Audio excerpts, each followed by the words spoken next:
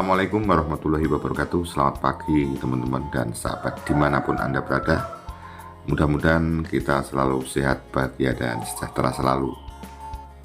Melaporkan hasil melihat wayang tadi malam. Yang pertama, perolehan suara perolehan penonton Mazda tetap masih yang tertinggi teman-teman, ada 51.000 dikala video ini saya rilis. Ini sekitar jam setengah 7 pagi teman-teman. Kemudian nanti sekitar sore kalau 51.000 pasti ada 60.000. Sedangkan kompetitornya yang lain yang juga dalam kondang ada 50%-nya kurang. Tentunya akhirnya Mazda ternyata masih juga trending di media sosial ya. Teman-teman, video saya ini akan menyoroti tentang alam bawah sadar. Alam bawah sadar manusia karena satu peristiwa ya, karena satu peristiwa yang menyenangkan, menyedihkan, memilukan dan lain sebagainya. Tentunya terkait dengan pewayangan tadi malam yang dikemas oleh Mazda di acara jajaran antara Dewasrani dan Dewi Betari Durga. Biar tidak panjang kita saksikan teman-teman, biar tidak gagal paham ya.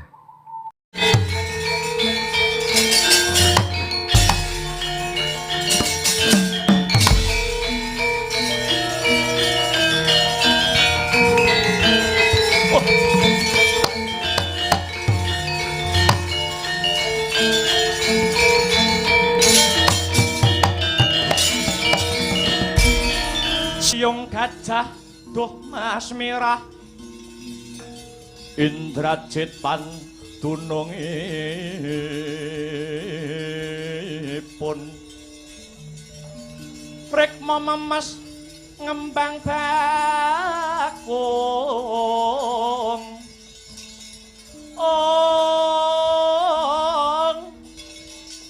nyengkir gading ngrengga jaja jarweng ranu duh wong ayu singa tirta mangsa janma baya sapa kang anyu ucut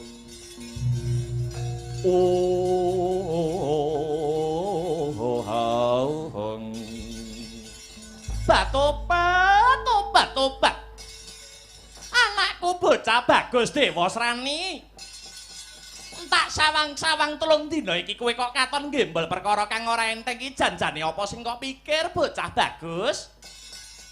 Saka lekring wadana jaiting netra kang sarta tepunging wimba ana babakaning rasa kang kineker. Ana apa nggih Dewasrani? Maradhyage sambata menyang ibumu aku Bathari Durga Pangwasa ndandang mangure. Nun inggih Kanjeng Ibu, pranyata leres dawuh jengandika Kanjeng Ibu Bathari Durga. Mbok bilih sak mangke wonten ingkang kula pikir, mbok bilih sak mangke wonten ingkang kula penggalih. Lah ya matura. Apa sing kok pikirake Dewasrani? Mbok menawa ana reruwet ibu bisa ngudar yen ana apa peteng aku bisa madhangake Dewasrani. Kowe iki wayahe mangan ora mangan, wayahe turu ora turu, ya nganti awakmu mundak kuru.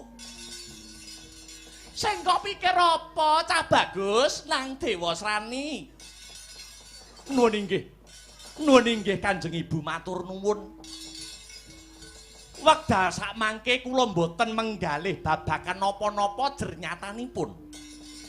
Jernyatanipun bondo donya kula matumpuk-tumpuk, derajat pangkat inggih mboten nguciwani. Namung emanipun dereng jangkep gesang kula. Bilih kula dereng gadah wanita sisihan ingkang saged ndampingi gesangipun kula pun Dewasrani Kanjeng Ibu. Tobat. Jagat Dewa Bathara ya jagat Pangestungkara. Arep rabi wae kok dadak bingung ki ngopo Dewasrani? Kowe iki ora kurang sembarang kalirmu. Dasare kowe iki ya ratu sugih, ratu kondang, bondo ya pirang-pirang. Wong wedok roh kowe iki bebeki Dewasrani, Maradhyage cah wedok ngendi? Cah wedok ngendi jenenge sapa matura ibumu? Pun ibu kang saguh bakal nglamarke Dewasrani, Kowe njaluk model cah wedok sing piye? Kowe njaluk cah wedok sing model kepiye? Ayo. Nudinga pun ibu sing bakal saguh nglamarke Dewasrani. Kowe njaluk cah wedok model piye? Penting aja karo sinden kok geger neh lurahe ngelu kok.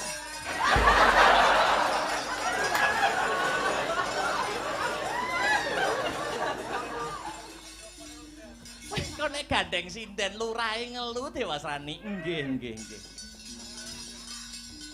Bares kures bloko suta blak kutang terus terang. Ingkang kula gadang-gadang sajroning ati menika sanes wanodya limrah. Lho, lah banjur ingkang kula gadang-gadang wujudipun widodari Kanjeng Ibu. Dewasrani, apa kowe lali? Bapakmu ki sapa? Bapakmu ki panguwasa tunggal kayangan Suralaya pukulun Bathara Guru. Nudinga wae Dewasrani tartamtu keturutan napa sing kok kepinginake? Nggih. Mboten sanes ingkang saged nyenggol intining jejantung kula. Nuwun inggih punika widodari mijil saking kayangan swarga Dahana. Atmajanipun pukulun Bathara Brahma. Nenggih pun Dresanala Kanjeng Ibu. Piye Balenana? Balenana!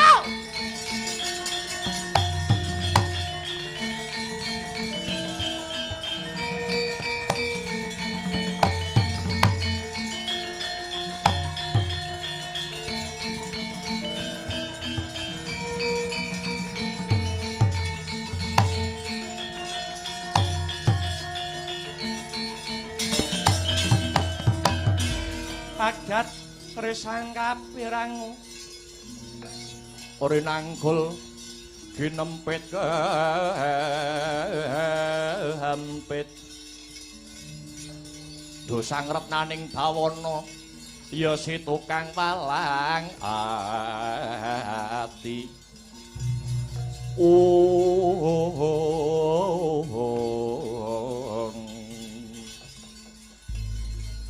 Aja ngawur kowe Dewasrani. Widodari kayangan ki akeh kenang apa kok kowe milih sing wis duwe bojo? Kenang apa kok kowe milih si Dresanala? Apa kowe ora kula pawarta adol pangrungu? Inggih, kula sampun mangertos Kanjeng Ibu. Mbok menawi Dresanala punika sampun gadah garwa. Nuwun inggih menika satriya panengahing Pandhawa kekasih Raden Janaka. Dene kowe ya mudeng, dene kowe ya ngerti, dene kowe ya paham Dewasrani. Kenang apa kok kowe sepilih sing wis duwe bojo kuwi jenenge ngrusak pagrayu nyures-nyures ijo. Paham apa ora kowe iki jane? Nanging Kanjeng Ibu, ati kula sampun boten kenging dipun gorohi malih. Ati kula sampun boten kenging dipun selaki malih, mbok menawi ingkang kula tresnani mboten wonten sanes kejawi namung Yayi Dresanala. Kowe iki nyawang gitokmu, Bocah bojone Dresanala ki sapa? Panengah Pandhawa si Janaka. Ambak kowe iki ratu, ning kowe iki ratu cilik. Beda karo Janaka. Tadyanto Janaka kuwi satriya, nanging lelananging jagat lan curing Madyapada. Paham apa ora kowe iki? Boten Kanjeng Ibu, boten. Sampun bunder tekad kawula. Sampun golong manah kawula. Anggen kula tresnani lair trusing batin kaliyan Yayi Dresanala. Malah kepara menawi kula boten kelakon sesandingan kaliyan Yayi Dresanala. Luwih becik kula entengaken pejah kawula. Aja Dewasrani, aja!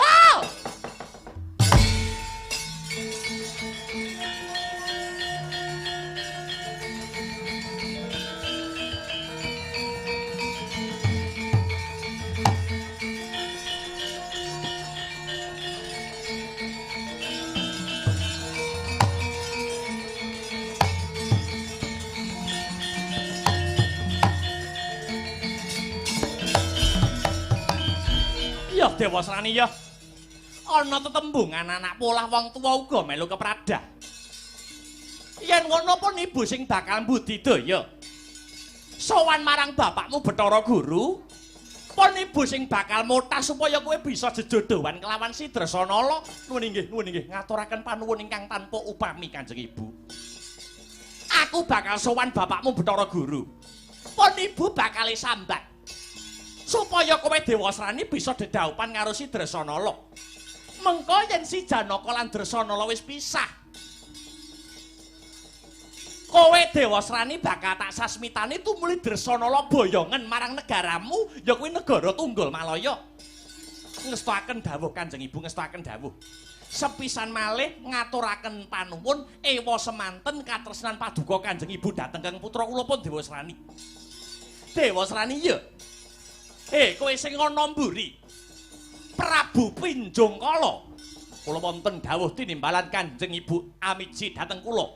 Aratu saking negari Paranglembang kula pun Pinjongkala. Walien rasamu Pinjongkala, walien rasamu. Kirapke saking wadyabala. Mbok menawa iki mengko ana moganing lelakon kang sarta ana ora trimane Janaka lan Dresanala pepisahan, kowe sak wadyabalamu sing kudu merantasi gawe. Surak gotong royong aja nganti keri. Lho niki dateng sedika. Budal dina iki kowe Pinjongkala.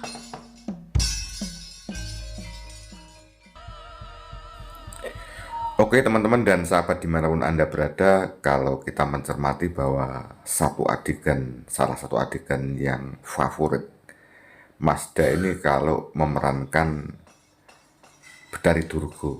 Ya, Betari Durga itu kan sebenarnya dulu istri Bathara Guru. Karena melakukan kesalahan seperti apa akhirnya harus turun ke Ngacokoto di dunia dan ya menjadi ratu alam Dedemit di negeri Dandang Mangure. Masda pasang sekali teman-teman, bahkan dulu di Wates dikala pentas dengan Elisa Orkarus Alaso itu Mas Garing dari Semarang itu mengapresiasi. Jadi kalau Masda memerankan lembengnya si Betari Durga itu katanya mengingat Ki Sinonegoro seperti itu. Kemudian apa yang perlu saya sampaikan dalam video tadi teman-teman? Yang pertama tadi kan ada diksi. Ya oleh rabi milio sopo sing penting aja karo sinden. Engko malah nyusah nih Pak Lurah. Malah nyusah nih Pak Lurah. Itu satu ungkapan yang disamakan oleh Masda ya. Karena ada satu peristiwa dikala dulu gagal pentas dan seperti itu. Kenapa diksi-diksi itu muncul teman-teman? Kenapa diksi-diksi muncul? Kita akan mulai belajar membaca tentang psikologi atau ilmu jiwa ya teman-teman. Sebelum kita membuka tentang lembaran-lembaran psikologi atau ilmu jiwa, bahwa tadi tersampaikan itu merupakan wujud Masda kapok ya, kapok pacaran karo sinden. Bisa kapok dan bisa kapok Lombok. Jadi kapok Lombok itu kan nek pedisi silang pengen lagi, itu kapok Lombok ya teman-teman. Seperti itu namanya kapok, tapi kapok Lombok mestinya seperti itu. Jadi yang perlu saya sampaikan kenapa untaian kata diksi tadi keluar kala pentas di Kenep itu apakah direncanakan ataukah itu hanya spontanitas. Teman-teman begini, salah satu yang harus dimiliki oleh seorang dalang kondang itu memang dalang itu kan harus cerdas, harus punya IQ tinggi. Dengan demikian akhirnya banyak vokabulari, banyak perbendaraan. Kemudian tugas dalang salah satunya adalah berimajinasi. Dalang itu harus mengembangkan imajinasinya. Imajinasi itu apa? Bahasa mudahnya begini. Imajinasi itu memvisualisasikan hal-hal yang tidak ada menjadi ada di dalam satu pakliran karo dalang. Hal-hal yang belum ada menjadi ada. Jadi koyok ngelamun apa ya besok kreasi dalam otaknya. Kemudian bisa jadi imajinasi itu setelah kita dalang itu berimajinasi itu akan muncul pengalaman-pengalaman yang berada di alam bawah sadarnya, di otak bawah sadarnya seperti itu. Jadi ada karya yang sama sekali belum ada, kemudian ada yang berupa kaitan dengan pengalaman-pengalaman yang disimpan di otak bawah sadarnya, seperti yang terjadi tadi. Itu bisa disengaja, bisa spontanitas saja. Jadi kan teman-teman, bahwa yang dikatakan otak bawah sadar itu adalah menyimpan kesan-kesan yang telah diterima. Jadi kesan-kesan manusia yang telah diterima itu baik kesan yang menyenangkan, menyedihkan, lucu, kemudian ya mengharukan, itu diterima dan disimpan di otak bawah sadarnya. Seperti itu. Jadi setelah itu kemudian direproduksi, ya, dimunculkan kembali, diingatkan kembali. Kalau dalam istilah psikologi ada namanya encoding. Ada banyak istilah tapi yang saya ingat encoding. Encoding itu memunculkan kembali kesan-kesan yang telah diterima dan disimpan di otak bawah sadarnya. Tentunya bahwa peristiwa yang terjadi dikala gagal pentas itu walaupun menerima, tetapi itu disimpan di otak bawah sadarnya Mazda. Dan tadi malam menurut saya itu bisa saja spontan saja, karena dalang itu kan terbiasa belajar berimajinasi. Akhirnya imajinasi itu akan muncul mengencoding otak bawah sadarnya bahwa dulu ada satu peristiwa yang sangat berkesan, ya. Berkesan itu bisa senang, bisa menyedihkan, bisa kecewa dan lain sebagainya. Akhirnya di encoding muncul menjadi satu pagelaran. Itulah teman-teman yang dinamakan berimajinasi.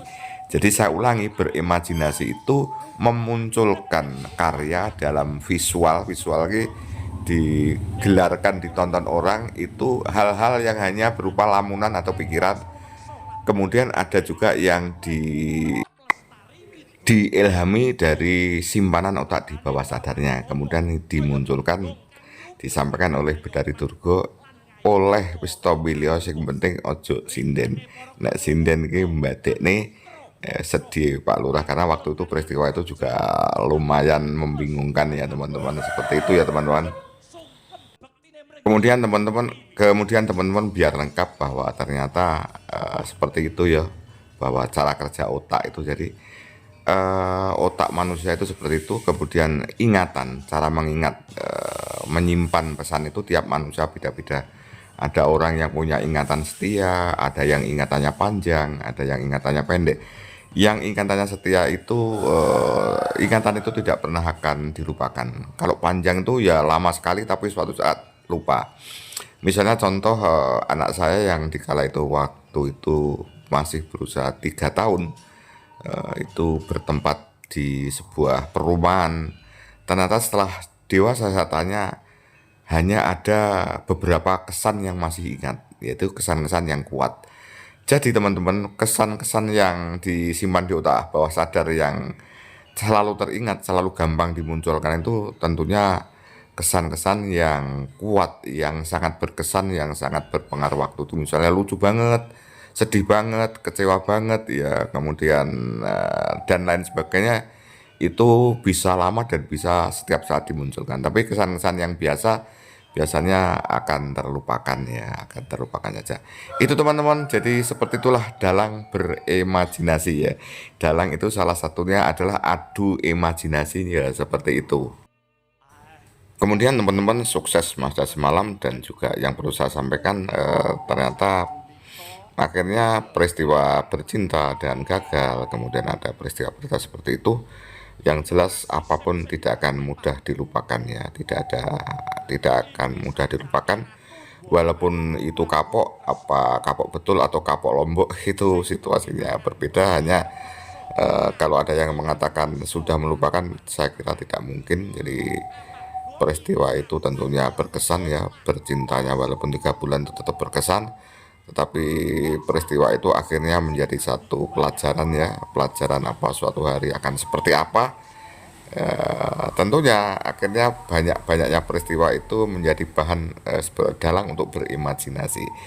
Jadi dalang itu memang harus punya banyak pengalaman teman-teman. Kalau dalang tidak punya banyak pengalaman, jadi modal untuk berimajinasi itu tentunya sangat sedikit. Itu yang saya pahami, sehingga maka kalau lontaran-lontaran Mazda itu menurut Azkia Bilkis itu banyak mengejutkan. Tentunya Mazda selalu belajar berimajinasi. Apalagi ini yang saya tidak tahu, apakah orang introvert tipe itu akhirnya kuat di imajinasinya sehingga setiap saat akan muncul imajinasi-imajinasi baru yang sangat menguntungkan bagi tugasnya atau bagi pekerjaannya sebagai seorang dalang, apalagi dalang kondang. Itu teman-teman, terima kasih. Sukses Mazda, sukses penonton, terhibur ya. Kemudian nanti kita juga menyaksikan lagi di tanggal 10 nanti dengan lakon Semar Bangun Deso. Terima kasih. Wassalamualaikum warahmatullahi wabarakatuh. Sampai jumpa.